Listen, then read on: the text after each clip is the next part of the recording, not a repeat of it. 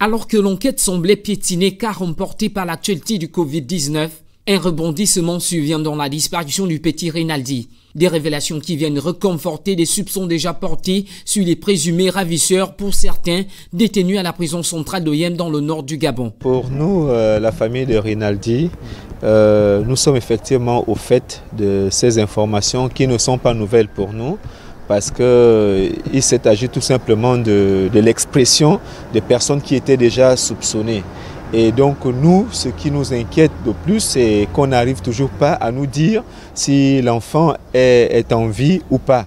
Mais pour ce qui est des informations qui fusent, nous avons remis l'affaire entre les mains de la justice et nous espérons que la justice fera effectivement son travail et de nous restituer. Et c'est là notre appel, de nous restituer notre fils. Depuis le début de cette douloureuse épreuve pour la famille, plusieurs témoins auraient aperçu l'enfant à Libreville, la capitale.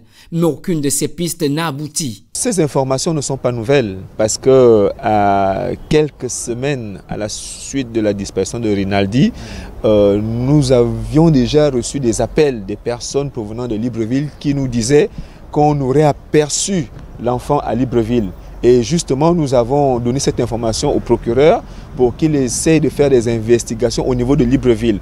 Mais le procureur nous a rassuré que les autorités judiciaires faisaient leur travail et qu'au moment opportun, ils reviendraient vers nous pour nous donner ces informations. Alors si il s'agit cette fois-ci non pas d'une spéculation, mais d'une information réelle, nous souhaitons tout simplement que si l'enfant est à Libreville, qu'on fasse tout le nécessaire pour qu'on mette la main sur les ravisseurs et qu'on nous restitue l'enfant. C'est tout simplement ce que nous demandons. Mais il ne faut pas, d'ailleurs ce sont les termes que le procureur nous avait donnés, il ne faut laisser aucune information. Donc il faut tout prendre et puis les enquêteurs mèneront tranquillement leur